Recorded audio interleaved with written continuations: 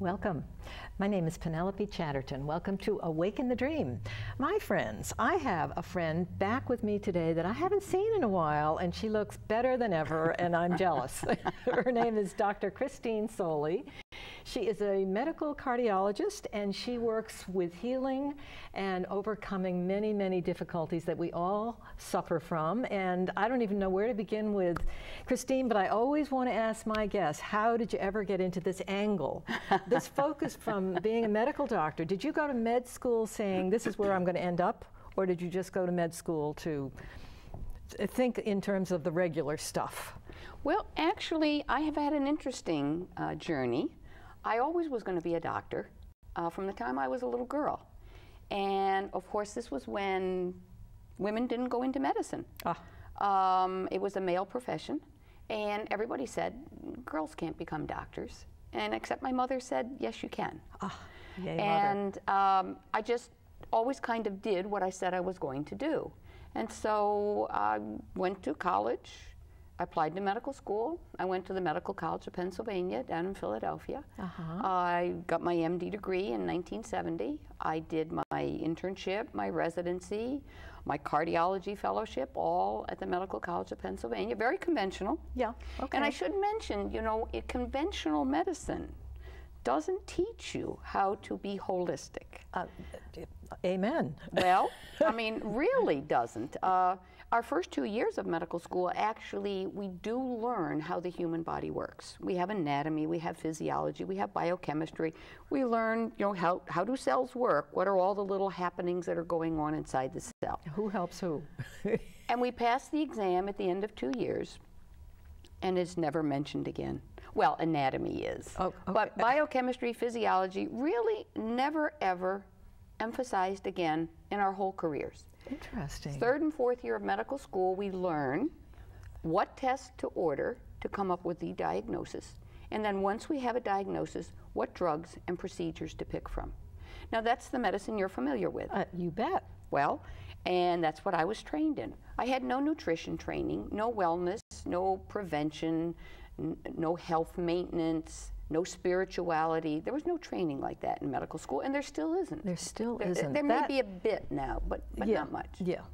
So I did my very conventional training. I did have all the conventional trappings. I became board certified in internal medicine. I became board certified in cardiology, and I actually practiced fairly conventional cardiology for about 10 years. Really? From the mid-70s to the mid-80s.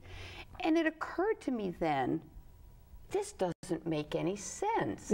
I said, here I was sending patients off for cardiac catheterization and very invasive, expensive procedures, and off for bypass surgery, and then maybe ultimately even angioplasty, where they go in with a balloon and open up a blood vessel. And they would come back into the office, and lo and behold, either the same vessel was closed back down or a different one.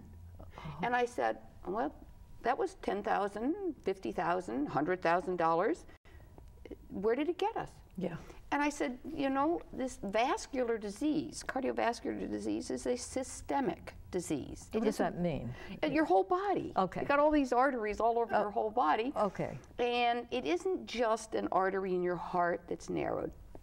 And at that point, I said, it doesn't make sense that this won't go away. But we were taught, once plaque, this narrowing in your artery was there, it was relentlessly progressive, it would never go away. And I said, it just doesn't make sense. It's kind of like, you know, laying down roads. You know, you lay them down, you can take them back up, even though the macadam is pretty hard. Yeah. And it seemed like if you put the plaque there, you ought to be able to get rid of it. Sure. Well, it was fortunate for me, because you may have heard of Pritikin. Yes. Pritikin. Sure. Well, Pritikin was not a physician. He was a businessman, and he had terrible coronary artery disease in his lifetime. He had multiple heart attacks. And his physician said, if you don't lead a sedentary life, you're going to die. Sedentary? Sedentary. Oh. And he was not a person who took kindly to being told what to do. He was a businessman. And he said, no, that's not for me. He said, I am not going to do that. He said, I will change how I eat. I'll learn to eat healthfully. I'm going to exercise, and I will learn to relax, and this will go away. And they assured him it would not. Oh, so he thought of the exercise. Oh, he did. He thought of the whole idea of lifestyle medicine, which is eventually what I evolved into. But back then, nobody said, oh, sure, that'll work. But he did make the changes. And he specified that when he died, there was an autopsy to be done, and they were to look at his coronary arteries. And they did, and they were clean. Now, you would think medical science would say, isn't this good news? And you'd be wrong. They did not. They said, oh, it's just a fluke. That doesn't happen. And maybe it's an act of God. Maybe there was never plaque there to begin with. He was lucky. Yeah. And so that kind of passed. Nothing changed in the thinking until Dean Ornish. Now, you've probably heard of Dean Ornish. I don't think I have. Oh my! Dean, what have you been reading? Dean, D-E-A-N? D-E-A-N, Dean Ornish was a physician who was actually the first one to show that Pritikin was right. Ah, I did not know that. Yes. He said lifestyle is what will turn things around. And he, back in the, well, probably the 80s pretty much, right around the same time that I was saying, this doesn't make any sense, he was saying, Pritikin is right and I'm going to prove it. And so his lifestyle heart trial, which is a, it's a controlled, randomized, very well performed and constructed study that is well respected. And he showed that if you change your lifestyle, indeed, plaque in your arteries goes away.